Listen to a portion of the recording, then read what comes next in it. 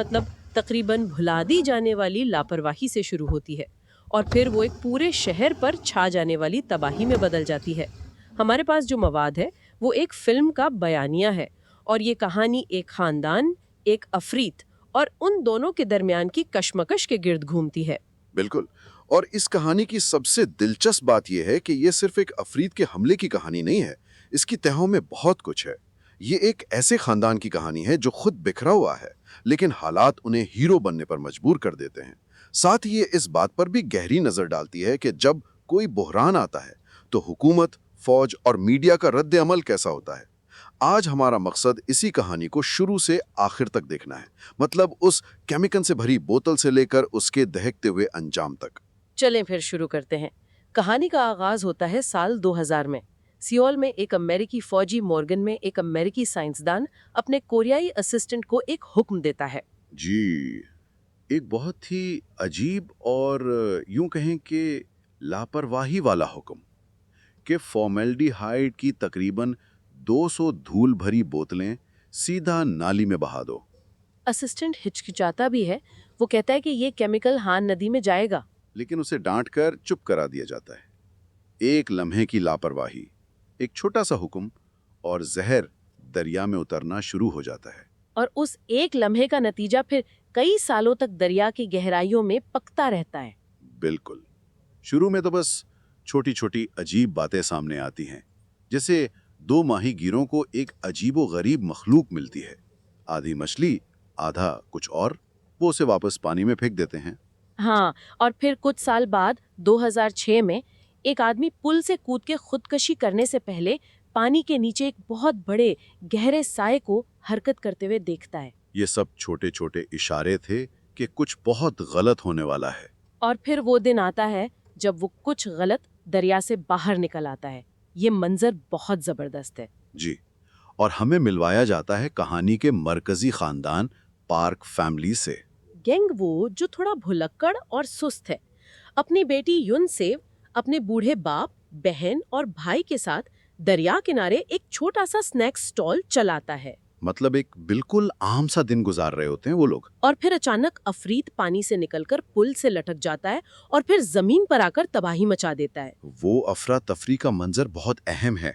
अफरीत लोगों को अपनी दम से मार रहा है, उन्हें उठाकर फेंक रहा है, और इसी भगदड़ में गैंगवू अपनी बेटी यून सेब का हाथ पकड़कर भागता है। लेकिन एक लम्हे बाद वो मुड़कर देखता है तो उसने गलती से किसी और लड़की का हाथ पकड़ा होता है। बिल्कुल, उसकी अपनी बेटी पीछे रह जाती है और अफरीत उसे उठाकर वापस दरिया में गायब हो जाता है। ये लम्हा सिर्फ एक हादसा नहीं है, ये गैंग वो के किरदार की बुनियाद रखता है। जी, ये हमें बताता है कि वो एक नाकाम बाप है, एक ऐसा शख्स जो दबाव में बिखर जाता है। इसकी यही नाअहली उसे बाद में कुछ गैर मामूली करने पर मजबूर करती है। और इसी दौरान एक और अहम वाकया होता है। जब अफरीत यून सेव को पकड़ रहा होता है, उसका कुछ खून गैंगवू के चेहरे पर गिरता है। हाँ, उस वक्त तो ये एक छोटी सी तफसील लगती है, लेकिन आगे चलकर यही वाकया पूरी कहानी का रुख मोड़ देता है। अब खानदान टूट चुका है। वो अपनी बेटी की मौत का इज्तिमाई सोग मना रहे हैं, उसकी तस्वीर के सामने रो रहे हैं। लेकिन जैसे ही वो इस जाती सानह से निमटने की कोशिश कर रहे होते हैं, सरकारी मशीनरी हरकत में आ जाती है और उनकी तवज्जो अफरीद पर नहीं होती। हाँ, यहाँ कहानी एक अजीब मोड़ लेती है। हुक्काम, खास तौर पर अमरीकी फौज, अफरीद को एक सानवी मसला करार देते हैं। उनका असल मसला एक मुमकिना वायरस है। जी, वो ऐलान करते हैं कि ये अफरीद एक नामालूम और इंतहाई खतरनाक वायरस का मेजबान है। और इस ऐलान की वजह भी बड़ी दिलचस्प है। अफरीद के हमले में एक अमरीकी फौजी भी जख्मी हुआ था, जो बाद में मर जाता है। और अमरीकी फौज फौरन ये नतीजा अखज़ करती है कि इसकी मौत किसी वायरस की वजह से हुई है। इस एक मफरूज़े की बुनियाद पर पूरा बहरान एक अफरीद के हमले से बदलकर एक बायोहैज़र्ड यानी हयातियाती खतरे में तब्दील हो जाता है। अच्छा, तो अब तरजीह अफरीद को पकड़ना नहीं, बल्कि वायरस को फैलने से रोकना है। बिल्कुल।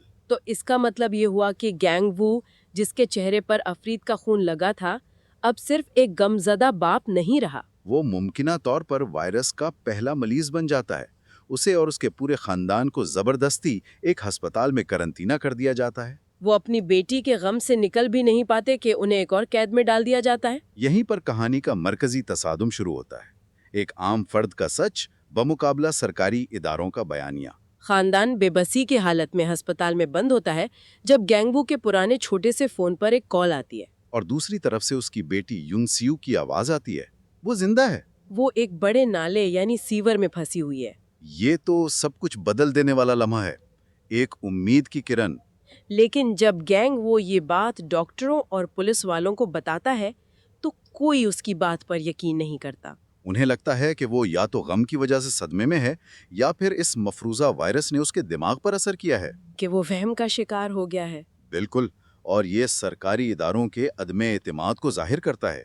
ان کے پاس ایک زندہ گواہ ہے، ایک باپ جو اپنی بیٹی کی آواز پہچانتا ہے، لیکن وہ اپنے پروٹوکول اور مفروضوں پر زیادہ بھروسہ کرتے ہیں۔ پولیس والا تو اسے کہتا ہے شاید تم نے کوئی خواب دیکھا ہو۔ جی، اور یہ وہ لمحہ ہے جب خاندان کو احساس ہوتا ہے کہ یہ نظام ان کی مدد نہیں کرے گا۔ اگر انہیں اپنی بیٹی کو بچانا ہے تو انہیں اس نظام کو توڑنا پڑے گا۔ تو پھر یہ خاندان جو اب تک کافی ناکارہ اور بکھرا ہوا نظر آ رہا تھا، وہ معاملات اپنے ہاتھ میں لے لیتا ہے۔ وہ ہسپتال سے ایکشن فلموں کی طرح فرار ہوتے ہیں اور پھر وہ کام کرتے ہیں جو کسی نے ان سے توقع نہیں کی تھی۔ ہاں، اور یہی اس کہانی کی خوبصورتی ہے۔ یہ کوئی تربیت یافتہ فوجی نہیں ہے۔ نہیں، بالکل نہیں۔ یہ ایک سنیک سٹال کا مالک، ایک ایسی تیر انداز جو مقابلوں میں ہمیشہ آخری لمحے پر چوک جاتی ہے، اور ایک ایسا گریجویٹ جسے نوکری نہیں مل رہی۔ لیکن وہ اپنی ساری جمع پونجی اکٹھی کرتے ہیں، کچھ جرائم پیشہ لوگوں سے رابطہ کر کے ایک پرانی گاڑی، کچھ ہتھیار اور سیور سسٹم کا نقشہ خریدتے ہیں۔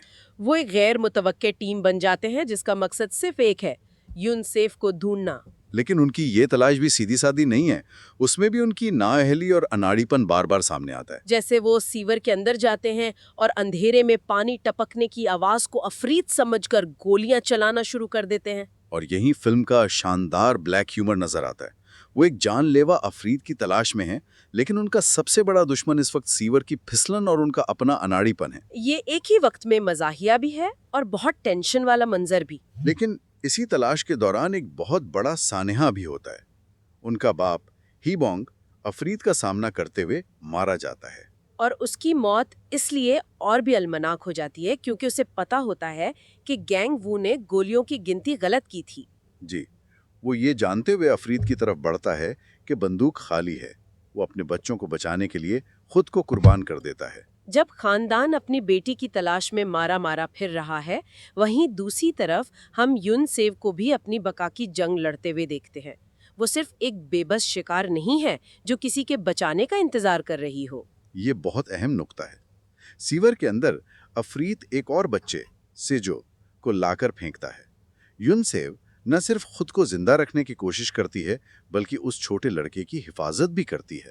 وہ وہاں پڑے پرانے کپڑوں سے ایک رسی بناتی ہے تاکہ وہ دونوں فرار ہو سکیں۔ یہ ظاہر کرتا ہے کہ ہمت اور حوصلہ اس خاندان کے خون میں ہے، چاہے وہ گینگ وو کی طرح اناڑی ہوں یا یون سیو کی طرح کم عمر، ان سب کے اندر ایک غیر معمولی طاقت چھپی ہوئی ہے۔ اسی دوران گینگ وو دوبارہ پکڑا جاتا ہے اور اسے ایک لیب میں لے جایا جاتا ہے جہاں اس پر تجربات کیے جاتے ہیں، اور یہیں پر کہانی کا سب سے بڑا راز فاش ہوتا ہے۔ ایک امریکی ڈاکٹر اپنے کوریائی ساتھی کو چھپکے سے بتاتا ہے کہ یہ وائرس والی بات شروع سے ہی جھوٹ تھی۔ جی، وہ بتاتا ہے کہ جس امریکی فوجی کی موت ہوئی تھی وہ کسی وائرس سے نہیں بلکہ آپریشن کے دوران لگنے والے صدمے سے مرا تھا۔ اور جن لوگوں کو قرنطینہ میں رکھا گیا تھا ان کے ٹیسٹ بھی منفی آئے، کوئی وائرس تھا ہی نہیں۔ بالکل، یہ سب ایک غلط فہمی یا شاید جان بوجھ کر پھیلائے گئے غلط معلومات تھیں تاکہ صورتحال پر قابو پایا جا سکے۔ مجھے ہمیشہ یہ بات حیران کرتی ہے کہ جب سچ سامنے آتا ہے کہ کوئی وائرس تھا ہی نہیں تو بھی نظام اپنی غلطی ماننے کے بجائے مزید خطرناک قدم اٹھاتا ہے۔ ایسا کیوں ہوتا ہے؟ دیکھیں، بڑے اداروں، خاص طور پر فوج اور حکومت کے لیے غلطی تسلیم کرنا کمزوری کی علامت سمجھا جاتا ہے۔ اپنی ساکھ بچانے کے لیے وہ ایک جھوٹ کو چھپانے کے لیے اس سے بڑا اور خطرناک قدم اٹھانے کو تیار ہو جاتے ہیں۔ اور یہاں وہ یہی کرتے ہیں۔ سچائی کو عوام کے سامنے لانے کے بجائے وہ اعلان کرتے ہیں کہ عفریت کو مارنے کے لیے وہ ایک نیا کیمیائی ہتھیار استعمال کریں گے جس کا نام ہے ایجنٹ یلو۔ Agent yellow. یہ نام سنا سنا سا لگتا ہے۔ اور اس کا انتخاب اتفاقی نہیں ہے، یہ واضح طور پر ویتنام جنگ میں استعمال ہونے والے ایجنٹ اورنج کی طرف اشارہ ہے۔ اچھا، فلم یہاں امریکی فوجی موجودگی اور اس کے غیر ارادی تباہ کن نتائج پر ایک گہری تنقید کر رہی ہے۔ ستم ظریفی دیکھیں، مسئلہ پیدا بھی ایک امریکی حکم سے بہائے گئے کیمیکل سے ہوا اور اب اس کا حل بھی ایک امریکی کیمیکل سے کیا جا رہا ہے۔ کہانی ایک مکمل دائرے میں گھوم کر وہیں آ جاتی ہے۔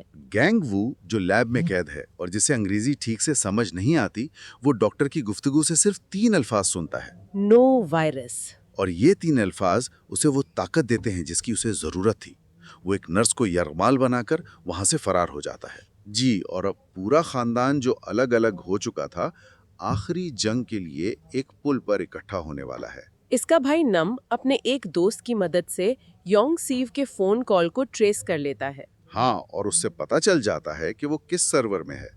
وہ سب کو وہیں ون ہیو پل کے پاس پہنچنے کا کہتا ہے۔ اور یوں کہانی اپنے اختتام کی طرف بڑھتی ہے۔ اور اختتام بھی کوئی سادہ نہیں ہے، یہ بہت افراتفری والا ہے۔